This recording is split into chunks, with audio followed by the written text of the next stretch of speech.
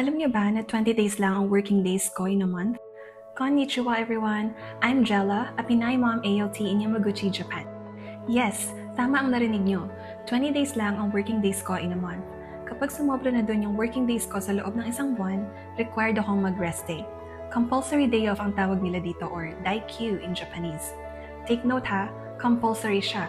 Wala kang choice kundi magpahinga. Sana all! At take note, apart pa to sa 15 days naming annual leave. Noong una, medyo naninibago ako kasi bilang Pilipino, parang nakasanayan na natin na kapag may chance kang pumasok o magtrabaho, pumasok ka.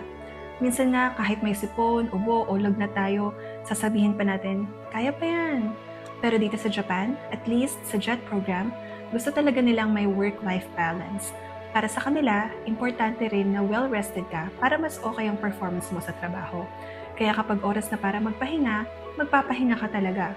Walang guilt na para bang wala kang karapatan magpahinga. Walang, paano yung trabaho kong maiiwan? Sana lahat ng trabaho may ganito, no? Yung boss pa mismo yung magsasabi sa'yo na, uy, umuwi ka na, pagpahinga ka, kailangan mo yan. Actually, may alam na ako na fellow JET participants din na 16 working days lang sila sa isang buwan. Sana all ulit, diba? Pero sa case ko, 20 working days siya in a month. Nasa contract namin yun. Kaya bago mag-start yung bagong term sa school at ibibigay na sa akin ng supervisor ko yung schedule ko, i-inform na niya ako ng mga months na dapat akong mag-compulsory leave at papapiliin niya ako ng mga dates kung kailan ko trip mag-rest day. Which is funny kasi honestly, ang dami na rin naman naming free time compared sa ibang trabaho. Well, again, at least in my case pala. Kasi every situation is different at may ibang JET participants na sobrang busy talaga nila. So again, I'm sharing things here on my page based on my personal experience. Kaya thank you talaga Japan. Siguro sabi ni Lord, ang dami mong pagod at puyat nung nasa Pilipinas ka pa. Kaya dyan ka sa Japan, magpahinga ka habang sumasahod. Sobrang thank you Lord talaga. #feeling blessed. So going back, ngayong June, may sobrang 2 working days ako kaya kailangan kong gamitin ang rest days ko nitong Monday at Tuesday. At dahil nasa school ang mga bata ngayon at si hubby naman ay may pinuntahan, samahan niyo akong maglinis. Hala, ang haba na ng intro ko. Cleaning mode tayo for today's video. Ewan ko ba sa ating mga nanay no, pag sinabing rest day, parang automatic translation sa utak natin ay maglinis. Although there are days na talagang gusto ko lang matulog buong araw o kaya mag-binge watch sa Netflix, pero dahil 4 days straight ang off natin this week, let's be productive. Actually, araw-araw naman kami nagliligpit ni husband, pero once a week, nagjo-general cleaning ako. Usually, Friday night ko ginagawa para pagdating ng weekend, wala na akong iisipin. Relax na lang. Kaya ngayong week, dahil may extra rest days tayo, perfect timing. Alam niyo ba kapag umaga dito sa bahay, grabe, parang dinaanan ng bagyo yung bahay. Kahit summer naman dito. May school bags, may uniforms, may baonan, may mga hindi maubos-ubos na laruan, medyas na hindi mo alam kung saan nanggaling. Feeling ko minsan hindi dalawa ang anak ko, parang 10. Mas masarap magpahinga sa malinis na bahay. Tama naman, di ba? Kaya samahan niyo ako maglinis habang nagkukwento ako ng isa sa mga biggest realizations ko simula nung tumira kami dito sa Japan. Ang sarap din pala ng makabukod, no?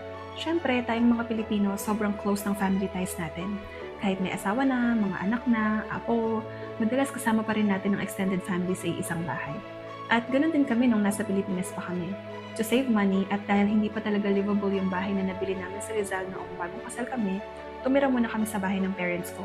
At hanggang ngayon, sobrang grateful kami sa kanila dahil inalaw nila kami tumira doon kahit hindi naman ako nagpaalam. Pero pagdating namin dito sa Japan, first time namin magkaroon ng bahay na kami lang talaga. Kami lang, walang ibang kasama. At sa totoo lang, ang weird sa umpisa.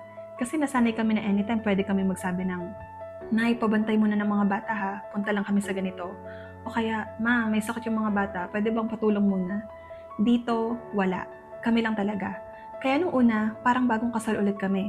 Learning everything on our own, parenting on our own, adulting on another level. Pero habang tumatagal, habang nasasanay kami, may ibang klaseng contentment pala. Don't get me wrong ha, I love living with our extended family. Sobrang daming masasaya at core memories yung nakolect namin sa bahay nila Mama Wing.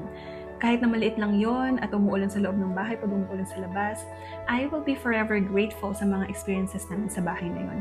Pero iba rin pala yung pakiramdam na may sarili kayong tahanan. Yung hindi ka mahihiyang iwan muna yung mga hugasin sa lababo kapag sobrang pagod ka na after a long day.